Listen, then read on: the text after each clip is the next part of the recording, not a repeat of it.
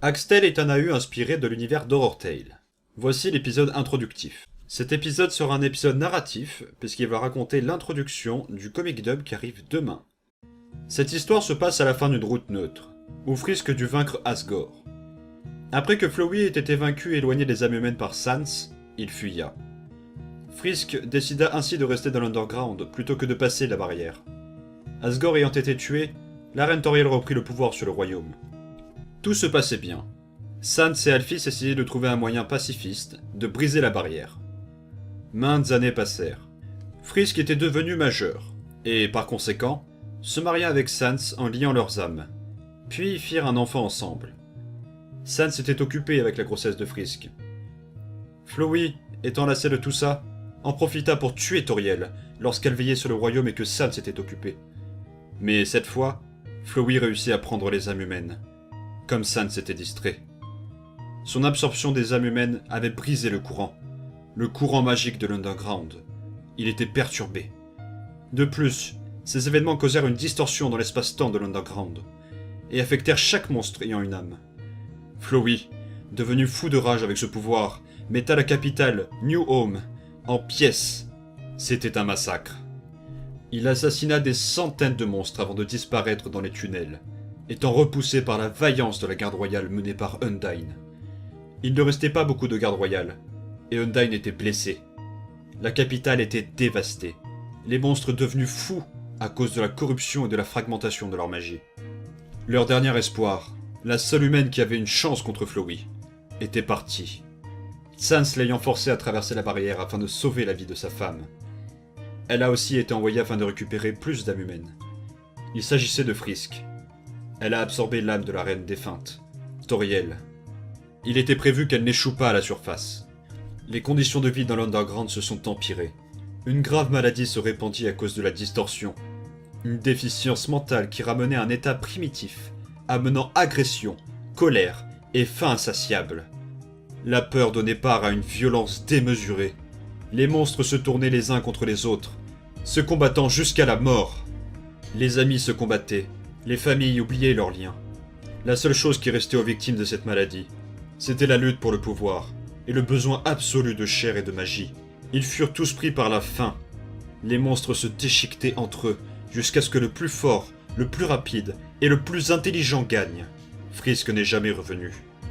Les monstres restants l'oublièrent. Leur héros. Mais Sans ne l'oublia pas. Se rappelant d'elle et de son futur enfant, il regardait le ciel, qui n'était qu'un mur de pierre. Tous les jours, jusqu'à cette nuit, où il sentit son âme se déchirant depuis la mort. 6 mois après qu'elle soit partie. Il n'a jamais su ce qui était arrivé à Frisk et à son enfant. Pourquoi n'était-elle jamais revenue? Et comment avait-elle péri? Tout ce qui lui restait d'elle, c'était des vieilles photos, et le collier doré autour de son cou. Frisk, une fois à la surface, n'a pas été la bienvenue. Quelques jours après avoir traversé la barrière, elle a été agressée, puis violée par un homme masqué dans une allée. Elle essaya de faire comprendre aux humains que les monstres sous terre avaient besoin d'aide, car ils étaient atteints d'une maladie grave. Mais personne ne l'a cru lorsqu'elle était à l'hôpital après l'agression. Ils continuèrent de la mettre sous traitement car ils pensaient qu'elle était atteinte d'une déficience mentale. Aucun de leurs outils ne permettait de détecter la présence d'un enfant magique. Les physiciens n'avaient pas d'explication sur la grossesse de Frisk. Alors, ils l'emmenèrent dans un asile. Elle a pu contacter de la famille. Sa mère, plus précisément. Cette dernière devait désormais gérer un enfant pas encore né, et sa fille supposée folle par des médecins. Frisk a passé la fin de ses jours dans une fantaisie dénouée de sens, coupée du monde et appelant son mari squelette. Elle est morte pendant l'accouchement. Une petite fille, dont les gens disaient qu'elle était le produit d'une terrible agression dans une allée. Frisk a compris la vérité sur le père de la fille, qui était Sans, lorsqu'elle vit la magie dans les yeux de sa fille. Elle a pu la nommer dans un dernier souffle. Elle l'appela Alyssa. Alyssa était une fille étrange, un hybride entre monstre et humain. Elle a vécu avec la magie en elle, et avec la couleur magique de ses yeux. Elle a aussi vécu avec ses quelques os, qui, par occasion, s'exposaient. La magie était le seul indice sur la vérité. Ses difficultés à apprendre, ne disant rien sur le fait d'être orpheline, et ses habits déchirés, ne l'aidaient pas à s'intégrer. Elle a fui plusieurs fois de sa grand-mère ayant Alzheimer, en ayant marre d'être, selon elle, le bébé issu d'un viol, qui avait tué sa mère. Mais elle revenait tout le temps. dans sa petite chambre, avec sa petite fenêtre sombre. Elle savait qu'elle valait mieux que ça. Elle avait un but, elle pouvait le sentir. Et un jour, elle le trouva dans le grenier.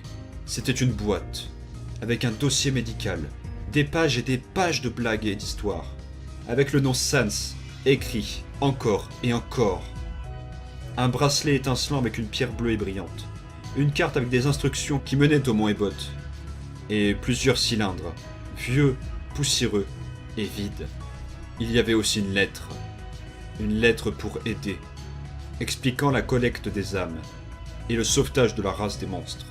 Là était le but de Alisa. Elle devait compléter le travail de sa mère et trouver une place dans ce monde. Elle n'avait aucune idée de ce qui l'attendrait sous cette montagne, ou même des vrais enjeux de son voyage. Eh bien, merci à tous d'avoir regardé cet épisode narratif, j'espère qu'il vous a plu. Rendez-vous donc demain soir pour le comic dub de Axe Tale, le gros comic qui fera à peu près entre 10 et 13 minutes avec les bonus. Je vous remercie d'avoir suivi, et ciao!